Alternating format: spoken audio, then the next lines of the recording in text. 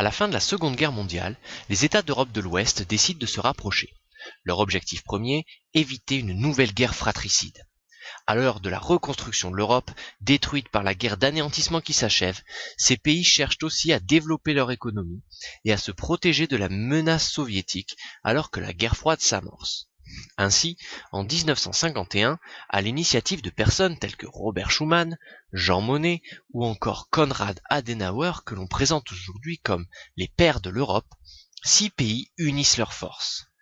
La France, l'Allemagne, l'Italie et les pays du Benelux, c'est-à-dire le trio formé par la Belgique, les Pays-Bas ou Netherlands en anglais, et le Luxembourg, créent une association économique, la Communauté européenne du charbon et de l'acier, ou CECA. 6 ans plus tard, en 1957, les 6 États de la CECA, désireux de renforcer leur union, signent les traités de Rome qui font notamment la Communauté économique européenne, ou CEE. Ce traité comporte plusieurs points. Il prévoit d'abord la libre circulation des biens, des capitaux et des personnes à l'intérieur de la communauté, comme s'il s'agissait d'un même pays. Par conséquent, leurs citoyens vont pouvoir vivre, travailler, étudier dans n'importe quelle partie de la communauté. Ce traité prévoit aussi la mise en place d'une frontière commune entre ces pays, renforçant la cohésion entre ses membres. Enfin, il envisage des politiques économiques communes dans des domaines stratégiques comme l'agriculture ou les transports. C'est donc dans des racines avant tout économiques que cette union d'États prend naissance.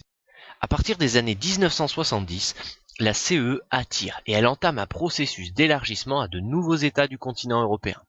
Ainsi, en 1973, elle s'ouvre au Royaume-Uni, à l'Irlande et au Danemark. En 1981, c'est la Grèce, tout juste sortie de la dictature des colonels, qui rejoint la communauté. En 1986, l'Espagne et le Portugal, toutes jeunes démocraties elles aussi, rejoignent à leur tour la communauté. En quelques années, nous sommes passés de l'Europe des 6 à l'Europe des 12. Les liens entre les pays se renforcent et la communauté agit comme une machine permettant de développer ses pays membres. La réussite économique semble au rendez-vous, mais dans les années 1980, les États cherchent à donner un nouveau souffle à la communauté. Ainsi, en 1992, les 12 pays de la CEE signent le traité de Maastricht. Celui-ci comporte plusieurs volets. Il prévoit d'abord qu'une monnaie unique européenne remplace à moyen terme les monnaies nationales. Il amorce de plus une politique extérieure commune avec la PESC, politique extérieure et de sécurité commune. Enfin, et ce n'est pas rien, il crée une citoyenneté européenne en permettant à tout citoyen de la communauté de voter aux élections municipales et européennes, quel que soit le pays membre dans lequel il réside. Enrichie d'une dimension politique et citoyenne, la communauté économique européenne change de nom et devient l'Union européenne, ou UE. Le mouvement d'élargissement de l'Union s'accélère alors. En 1995, l'Autriche, la Suède et la Finlande intègrent l'UE. Ce sont des pays riches et démocratiques qui remplissent aisément les conditions d'adhésion.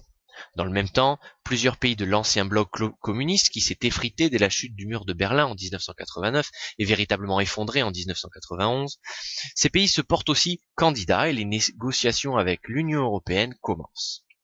En 2002, la nouvelle monnaie européenne, l'euro, est mise en circulation, mais certains pays de l'Union, comme le Royaume-Uni, refusent d'abandonner leur monnaie nationale. En 2004, 5e élargissement, et gros coup d'accélérateur puisque ce sont 10 pays, essentiellement de l'Europe de l'Est, qui rejoignent l'Union. Ils sont à leur tour rejoints en 2007 par la Roumanie et la Bulgarie. Enfin, le 1er juillet 2013, la Croatie devient le 28e pays de l'Union européenne. Le processus d'unification, initié en 1951 dans le but d'assurer la paix et favoriser la reconstruction d'un continent ravagé par la guerre et dont l'économie était en lambeaux, a donc connu un véritable succès, et l'Union européenne recouvre aujourd'hui une large partie du territoire de ce que l'on peut appeler le continent européen, pour peu qu'il existe et que l'on puisse en définir les frontières.